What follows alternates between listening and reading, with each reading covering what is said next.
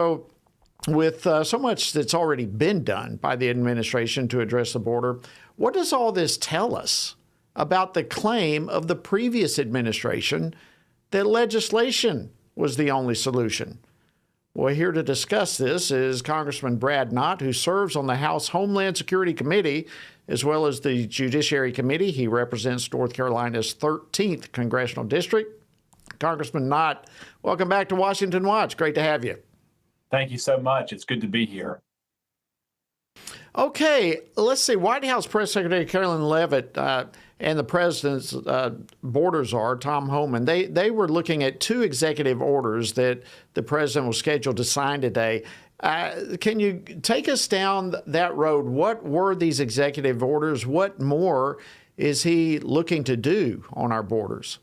It's a great question, and it's an important topic. I want to go back to where you led into the question, ultimately with what's different, what's distinct between this administration, what this administration is doing with the previous administration.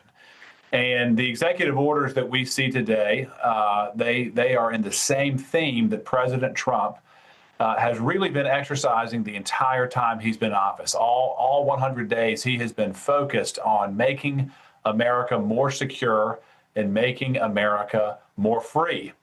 And you cannot have a secure country with an open border. And President Trump has worked very effectively from day one in streamlining processes, freeing up resources, pressuring our neighbors to the north, the south, and all over the world diplomatically to really make sure that our border is secure. And it's not a very radical proposal. All we're after is we want to know who you are and why you're here when you come into the country. And if you do come into the country, you must do so in accordance with our laws.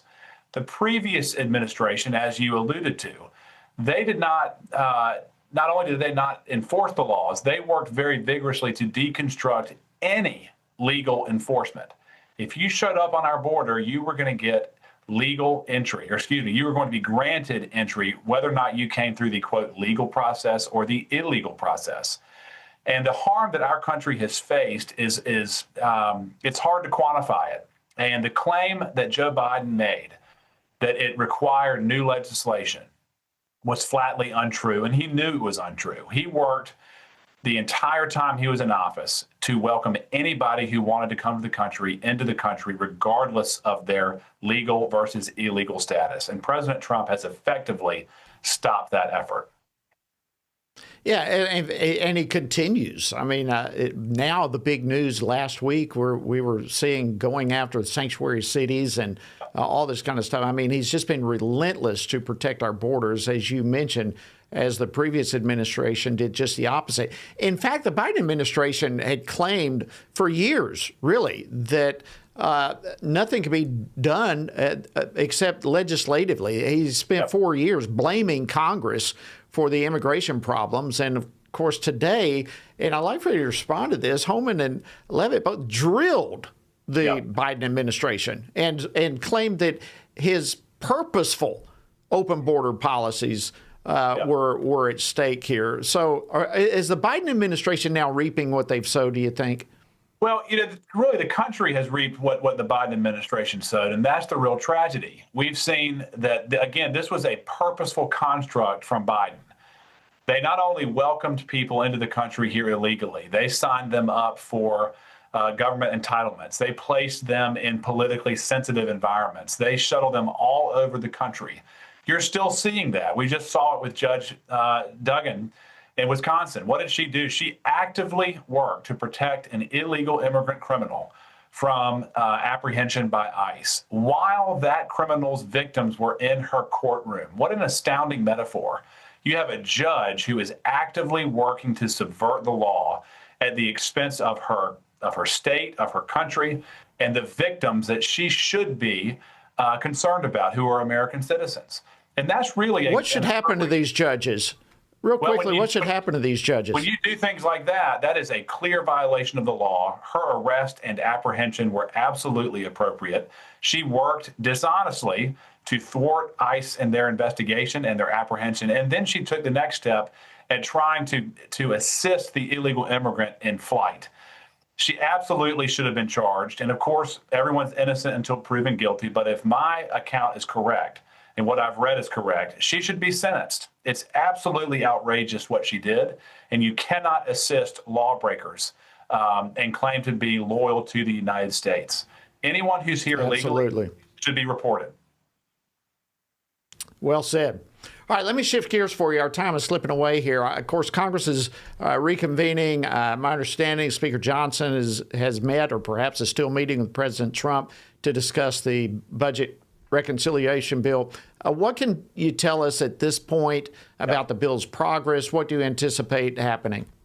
Well, we are working in earnest. Again, the president is working to secure the country and to make the country more free. And he's hoping to do that immediately by reversing Joe Biden's policies and then permanently through legislation. That's where reconciliation comes in. We are working in earnest, trying to get this big, beautiful bill tight.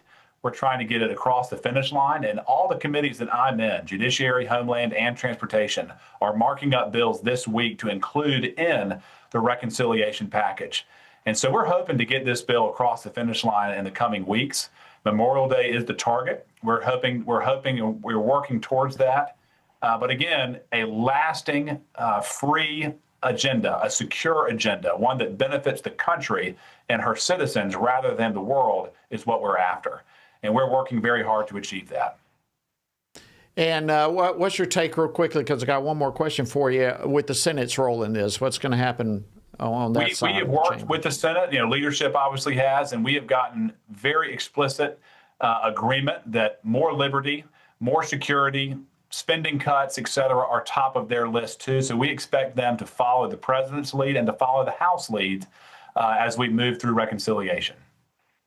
Well, great to hear that. We're going to be keeping a pulse on it and pushing and praying forward with you.